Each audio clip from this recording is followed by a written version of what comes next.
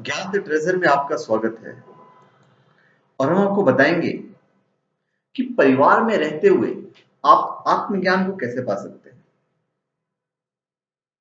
बहुत लोगों को आत्मज्ञान पाने की चाहत होती है। बहुतों को चाहत तो होती ही है कि आत्म अनुभूति के लिए आगे बढ़े, लेकिन इसके उन्हें अपना परिवार एक बाधा लगता है। अगर आप परिवार का पालन पोषण कर रहे हो तो मैं भी समझ सकता हूं कि आत्मज्ञान कैसे पाएंगे, वक्त कहां रहेगा आपके पास। तो क्या बिना पारिवारिक जीवन छोड़े ऐसा संभव है? बिल्कुल संभव है। जब लोग आत्मज्ञान शब्द के बारे में सुनते हैं तो संभव है कि वे अपने मन में सबसे पहले किसी हिमालय की गुफा की छवि बनाते हो। मैं किसी ऐसी चीज के बारे में बात करना चाहता हूं जो अभी आपके अनुभव में नहीं है। आप जाएंगे आत्मज्ञान पाने के लिए, बहुत सारी गुफाएं होगी और गुफाओं में बैठकर आप आत्मज्ञान पाएंगे। क्योंकि हम जिस क्षण इसके बारे में बात करेंगे, आप यथार्थ से अपना संपर्क खो देंगे। अगर आप ऐसे यथार्थ के बारे में विश्वास करने लगेंगे जो अभी आपके अनुभव में नहीं है, तो आप उस यथार्थ से भी अपना संपर्क खो देंगे जिसमें आप जी रहे हैं। दुर्भाग्य से दुनिया में धर्म और आध्यात्मिकता के नाम पर यही हो रहा है। ईश्वर लोगों के जीवन में सक्षमता बढ़ाने की वजह नहीं बन रहे हैं, बल्कि उनकी अक्षमता बढ़ाने का कारण बन रहे हैं। लोगों को लगता है कि ईश्वर ही उनके भोजन, उनके जीवन यापन, उनकी सेहत और व्यवसाय का ध्यान रखेंगे। इसलिए खुद को जानने के लिए हम किसी रहस्यमय तरीके की बात नहीं करते हैं। हम इसके लिए सबसे व्यवहारिक तरीके की बात करते हैं जिसके जरिए खुद को जाना जा सकता है। आत्मज्ञान कर पाने के लिए आपको खुद को जानना पड़ेगा।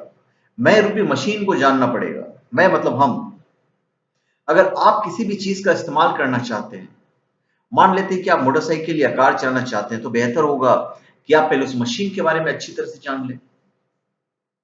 जितनी अच्छी तरह से आप उस मशीन को जानेंगे, आप उतनी ही अच्छी तरह से उसे संभाल पाएंगे। चाहे कार हो या कंप्यूटर हो या आपका फोन हो, आप जिस किसी चीज का भी इस्तेमाल कर रहे हैं, अगर आपको उसके बारे में बेहतर जानकारी होगी तो आप उसका बेहतर प्रयोग कर पाएंगे। ऐसा ही आपके आसपास के लोगों, आपके परिवार, दोस्तों या आपके साथ काम करने वाले के लिए भी है। आप उन्हें जितना बेहतर जानेंगे, उनके साथ काम करना और जीना उतना ही आसान होगा। यही चीज आप अपने बारे में क्यों नहीं समझते हैं? जीवन के इस अंश को जिसे आप मैं कहते हैं, आप जितना जानेंगे आपके लिए इसे संभालना और उस तक पहुंचना उतना ही सहज हो पाएगा। दूसरे शब्दों में आत्मज्ञान एक तरीका है। जीवन के इस अंश को आपकी अभी की समझ की तुलना में काफी बेहतर तरीके से समझने का हो सकता है।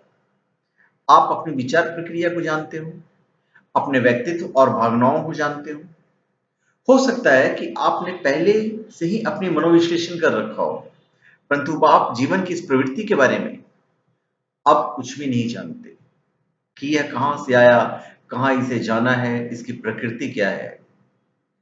अगर आप उस मशीन के बारे में कुछ नहीं जानते जिसे आप इस्तेमाल में ला रहे हैं, तो आप इसका इस्तेमाल बस संयोगवश ही कर सकेंगे। खुद को नहीं जाना तो जीवन संयोगवश ही चलेगा ना। इस बात पर गौर कीजिए कि आप जीवन के संस के बारे में क्या जानते हैं। जब आप संयोगवश जीते हैं और एक संयोग की तरह यहाँ मौजूद रहते हैं, तो आप एक ऐसी विपदा है जो कभी भी घट सकती हैं। भले ही आप विपदा बने या ना बने, पर आप में एक संकट बनने की पूरी क्षमता है। अगर आप एक संभावित विपदा की तरह हैं, तो आपके लिए बेचैनी और भय के साथ जीना बहुत स्वाभाविक होगा और इसी तरह आप जी भी रहे हैं। आत्मबोध होना चाहिए आपको। आत्मबोध को कोई ऐसी विचित्र चीज आप नहीं मानिए जिसे कुछ योगी हिमालय की गुफाओं में पाते हैं। यह ऐसा नहीं है। बस अगर आप जीवन को एक खास तरह की सहजता के साथ जीना चाहते हैं, तो आपको जीवन के इस अर्थ को अच्छी तरह से समझना होगा। अगर आप इसकी पड़ताल कर इसे नहीं जानेंगे, तो आप सहजता और सरलता से कैसे जी सकेंगे? जब सहजता और सरलता नहीं होगी, तो आनंद का प्रश्न ही नहीं होता। जब जीवन में आनंद नहीं होगा, तो प्रश्न कैसे उठेगा? और जो प्रश्न उठेगा वो है कि हम रहें या नहीं रहें। यही प्रश्न उठेगा ना। लोग प्राय इसे समझदारी से भरा सवाल मानते हैं, जबकि आप खुद से इससे बड़ा मूर्खतापूर्ण सवाल नहीं पूछ सकते। ये जीवन प्रक्रिया अपने आप में इतनी विलक्षण है। क्या आप ऐसा सवाल पूछ रहे हैं? ऐसे बेवकूफी भरे सवाल मस्तिष्क में इसलिए आते हैं क्योंकि लोगों ने अब तक यही नहीं जाना कि एक इंसान होने के क्या क्या मायने होते हैं, क्या क्या तुम्हारे कर्म है, यही नहीं जानते। आत्मबोध कोई चुनाव नहीं है, यह तो आपके जीवन में अनिवार्य तौर पर होना ही चाहिए। धन्यवाद। आप हमारे चैनल पे सब्सक्राइब करें और अपने कमेंट दीजिए। धन्यवाद।